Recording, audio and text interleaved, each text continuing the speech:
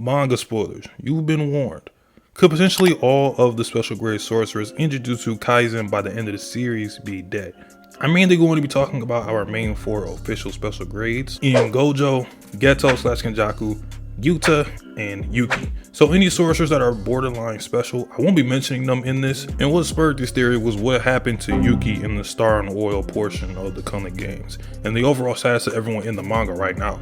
A special grade, in the words of Kenjaku, is a sorcerer who has the power to overthrow a country. These ranks are given by the Jujutsu higher-ups. Meanwhile, they like to keep an eye out for anyone who they give this title to, and in the occasion that they have to go against them. Looking at Yuki Tsukumo, Yuki wanted to find a way to break away from cursed energy, and part of that included wanting to experiment on a heavenly restriction body.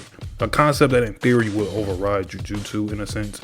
She's not a fan of Tengen Star Plasma Vessel Ritual, as it comes off as extremely greedy and pretty much messed up for the little girls that Tengen is fusing with, robbing them of their lives to quote unquote save the world and keep the barriers up. But the core of Yuki's knowledge to me was going beyond what we already knew, and potentially unlocking something that we never knew about. Bombaye is a good example of that, as she can imbue as much virtual mass in herself and Garuda as she wants. There was still a last minute resort trump card she had of creating a black hole with herself just by imbuing pretty much as much mass as she can possible. A move so powerful that she could literally wipe out the planet if not for Tengen's barrier and Kenjaku's anti-gravity system. She might have the only technique in the series where if she used her technique in the streets or a regular city, she's doing damage similar to Sukuna's domain in Shibuya.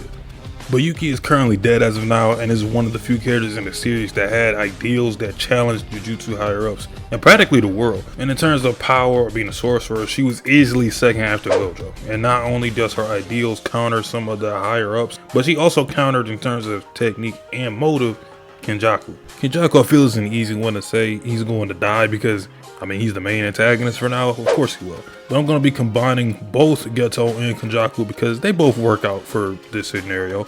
But Kenjaku is a manipulator. He's got not only Japan, but other countries on a string like puppets, taking part in the Kaisen games. That acts like a ritual and also an experiment for Kenjaku just to see what can come of it if I combine all the cursed energy around as well as Tengen. Optimizing cursed energy is one of Kenjaku's goals, which in short is taking humanity and evolving it to the highest and most efficient form possible, i.e. the hybrids he created like Yuji and Choso. He's effectively trying to test how far cursed energy can take us while also using as many sacrifices as need be if they get in his way. A man with the power to create an army of cursed spirits that range from grade 1 to special grade is perfect for a theorist like Kenjaku. While he follows through on his plans, he sends out powerful distractions to people who are a threat to his plan. Geto, on the other hand, wanted to simply kill all non-humans and only have a world of sorcerers to potentially get rid of curses as a whole. Both Kenjaku and Geto's plans affected the world of Jujutsu Kaisen from the humanity standpoint in a mad scientist type of way. A theory with no definitive answer that comes with major costs, but if it works, could change the life as we know it. You might be seeing a pattern growing here. And I can see Kenjaku meeting his end to potentially the most human character in the series, or the most inhumane character in the series. He may be sealed right now, but there's a huge chance he comes back and is killed anyways. The strongest sorcerer, Satoru Gojo. Now Gojo has been sealed for a little over half of the story now. We all know he's going to be freed from the prison realm at some point, and I myself can't wait for it because Gojo is not only him, but he's going to affect the climate of things really quickly. But we know one of Gojo's motives at least is that he challenges the higher ups in terms of modern versus traditional. Check out my video at the top right to see that in full. And with him being a man who more so challenges the concept of Jujutsu in terms of power, he's the #1 guy for allies and enemies. Strength so unprecedented that there wasn't a plan to kill him but seal him. Forget overthrowing a country, Gojo could wipe out half of the world if he wanted to. Might be a little bit overblown, but roll with it. Power that simply can't be stopped, it can only be contained. Except there is one exception, matching unforeseen power with unforeseen power. There's predictions that Gojo will be the one to end Kenjaku because hope is looking dire. Plus, Kenjaku is using Geto's body. Pretty sure we all know the story there. But Kenjaku knows that that is the last thing he wants to happen. But I believe Sukuna will be the one to take out Gojo when they have their legendary battle of 20 Finger Sukuna versus no restriction Gojo. I know it'll be heartbreaking for Gojo to finally be free, but to eventually meet his end. But this is Gege we talking about. Anything can happen at this point, ending the one sorcerer that would have challenged the cursed energy power system, not only with himself, but with his allies. And last but not least, Yuta Okosu, the prodigy child with unmeasured potential. Yuta right now is the only special grade that doesn't really have a motive or ideal that challenges the world of Jujutsu Kaisen or cursed energy, with his goals primarily being personal, killing Kenjaku for his sensei's burden, and simply making sure everyone around him is safe and not in trouble.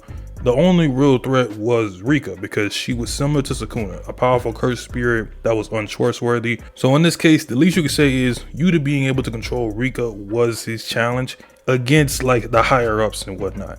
If you were to put Yuki, Kenjaku / Geto, Gojo, and Yuta in a room and have to pick which one you trust the most not to be a threat to you or your system, Yuta would be the first choice. Out of all the special grades, he has the highest chance of survival, but at the same time, he will also be put in a life or death situation with Kenjaku, as that battle is imminent in the killing games. And the likelihood that Yuta survives is literally 50-50, because this will take place outside of the Tengen barrier. So whatever is outside, whether it be soldiers, cursed spirits, using the environment to look out for, not to mention is he going to be 100% by the time that fight takes place, it's a lot. So out of all the special grades, Yuta has the highest chance of survival currently, but right now he has the biggest responsibility of being the last hope of the killing games. That's my prediction / theory on special grades potentially being extinct by the end of the series. I just think with the way the story is going, 2 out of the 4 are guaranteed dead, and the possibility of the other 2 being killed is pretty high to me. We can see a unique cast of characters left in the series by the time the chaos is over with. I got a video planned about that down the line, so be on the lookout for that. That's the end of the video. I'll holla at y'all in the next one. Don't forget to like, comment, and subscribe. Peace. How